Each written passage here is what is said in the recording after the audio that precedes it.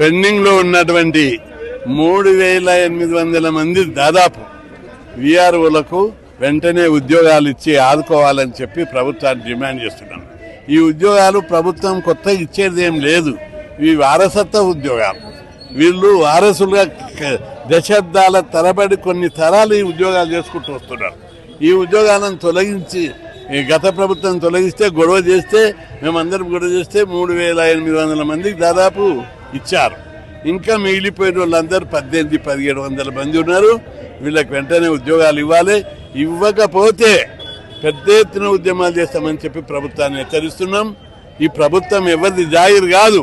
నిరుద్యోగులు, ఉద్యమకారులు వాళ్ళ అండతోటి రేవంత్ రెడ్డి అయిండు. కేసీఆర్ మీద ఒడగొట్టడంత మునగాలు గారు వీళ్ళు.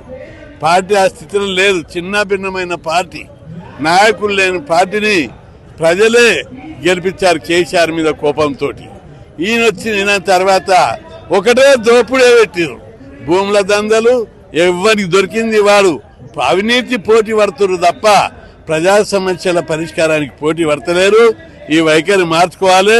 ఒకవైపు నరేంద్ర మోడీ దేశంలో అవినీతికి తావులేనటువంటి వ్యవస్థ నెలకొల్పడానికి ప్రయత్నిస్తుంటే వీళ్ళు చేసేది ఏంటి? ఇంత అవినీతి దోపిడీ, లక్షల కోట్ల అవినీతి. దీని మీద ప్రజా సమస్యలు పట్టించుకోకపోతే అవినీతికి వ్యతిరేకంగా పెద్ద ఎత్తున పోరాటాలు చేస్తామని హెచ్చరిస్తాం. ఆ రోజు నాకు ఫిర్యాదులు వస్తున్నాయి, భూములు దోచుకుంటున్నారు. కనిపిస్తలేవా మీ కంటికి? ఇప్పుడు ముసి ప్రచాలన ముఖ్యమా? ముసి ప్రచాలన చేయాలి కానీ 150,000 కోట్ల ఆడ గాంధీ విగ్రహం పెట్టడానికే అంత ఇంపార్టెంటా? లేదా ఇంకెన్నెన్నో సమస్యలు, ప్రజా సమస్యల మీద వాళ్ళు నిడున ప్రజల కళ్ళకు గంతలు కట్టి దోపిడీ చేస్తున్నారు. అందుకే దీని మీద చాలా సీరియస్గా ఉన్నాం. ప్రజలు, యువత మేల్కొనాలి. అవినీతికి వ్యతిరేకంగా జయప్రకాష్ నారాయణ ఎట్లయితే ఉద్యమం చేసిండో ఇక్కడ కూడా ఉద్యమం చేపట్టాలని చెప్పి ఒత్తిడి వస్తుంది. చాలా పెద్ద అవినీతి. ఏ మంత్రి చూడు, ఏ నాయకుడు చూడు దోపిడికే పడ్డారు.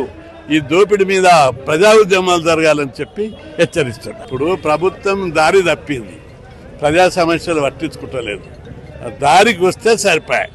ప్రజా సమస్యలు, ఉద్యోగాలు భర్తీ చేయాలి. ఇటువంటి సమస్యలు, విఆర్ఓలకు ఉద్యోగాలు ఇవ్వాలి, ఫీజులు ఇవ్వాలి. ఫీజులు ఇవ్వరు, స్కాలర్షిప్లు ఇవ్వరు. స్కాలర్షిప్లు మంత్రులు తింటున్నారు, ఫీజులు పిల్లలకి ఇచ్చేటి మంత్రులే. ఇన్ని రోజులు వచ్చి ఇప్పుడు ఎట్లా బంద్ అయితే చెప్పు? అవి ఎక్కడ పోతున్నాయి పైసలు? వీళ్ళు దోపిడీ చేస్తున్నారు. ఇట్లా దోపిడీ ప్రభుత్వం అయింది కాబట్టి పెద్ద ఎత్తున ఎదుర్కొంటుంది.